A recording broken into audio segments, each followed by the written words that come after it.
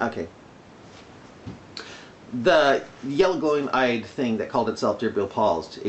Its teeth glistened and it lit up the cavern darkness when it smiled at the question, saying, you got me, Mo. You got me. I can't lie here anymore. Truthfully, there really is no Allah. I, Jibril, am Allah. I've been Allah all the time, or more to the point, the spirit of Allah. When I handed down the Quran that says it takes 50,000 years for me and the angels to ascend up to Allah, I lied. For one thing, how could I and the angels report to Allah what people are doing here on earth in a day if it takes 50,000 years for me and the angels to ascend to Allah? Hey, what can I say? I was testing you to see if you'd catch such idiocy.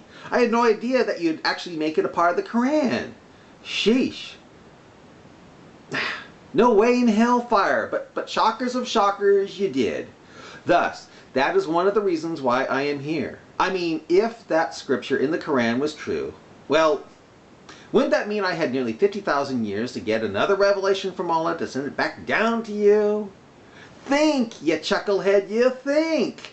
Anyway, I've always been Allah, and I always will be Allah. Why do you think I have in the Quran saying I and its spirit to be blowing or breathing its spirit into Mary's Farjaha vagina to get her pregnant with the son Jesus, of whom I deny fathering, even though Allah, got her pregnant with Jesus, you know?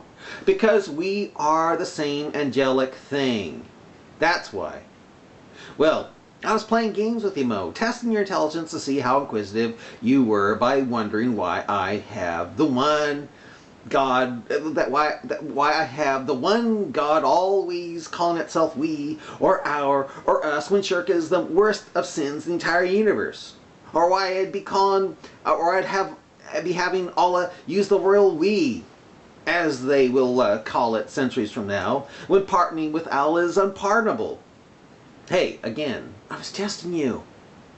I was testing you, Mo, to see if you'd put two and two together and ask why in the hellfire a God who hates shirk more than anything would be saying such stupid crazy crap with calling myself our and we for describing myself. Apparently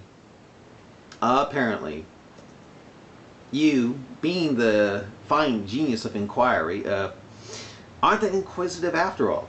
Oh, well, speaking of dunces, Mo, centuries from now, things go wrong for my religion, Islam. They go south big time, making all my plans to rule the universe come to a screeching halt no matter how much I say be. Which is why I've decided to show up to you in physical form, yet again. But this time, without the long python tail to squeeze you to near death. Sorry I scared your favorite goat up here, but I had to meet with you alone. Thus I had to call your goat up here into your favorite place of creepy darkness, send you up here to see if I can change time to make Allah's religion, our religion, victorious when people get a little smarter and know how the universe works. For in the time where I come from, well, guess what?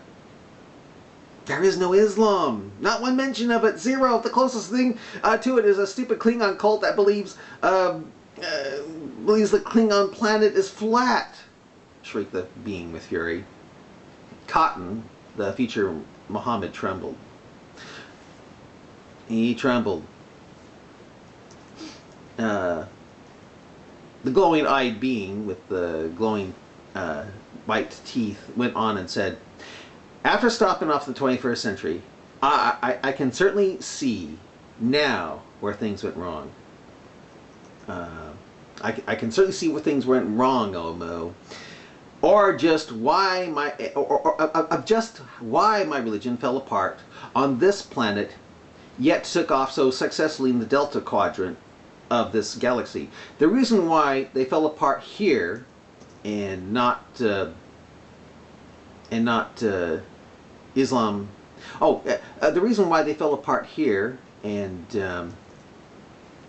Islam became extinct rather than thrived in the Delta Quadrant is because, again, I miscalculated your intelligence. I mean, I really miscalculated big time. I thought you were just joking when you said you couldn't read. I mean, a 40-year-old man not being able to read nor write, you know? Wow. I thought you had to be joking. That you, a camel salesman, couldn't possibly be so stupid. That's the reason why I was squeezing you to near death the last time I was in this place with you. Well, apparently, you really weren't joking.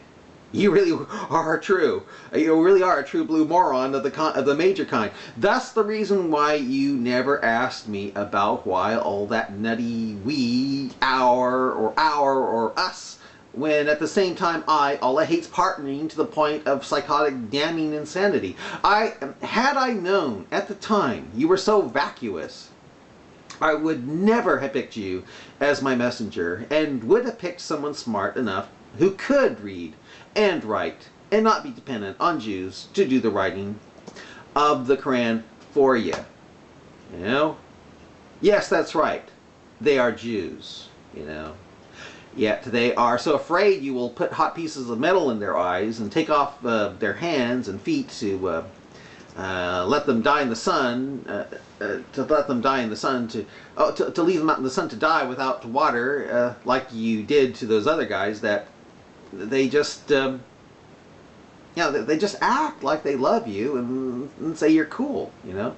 Anyway, I would have picked, I tell you, I would have picked a woman, even though they are deficient in intelligence, like you say in the Hadith. I mean, hey, you make the average woman look like a rocket scientist, a term that will be said sometimes many centuries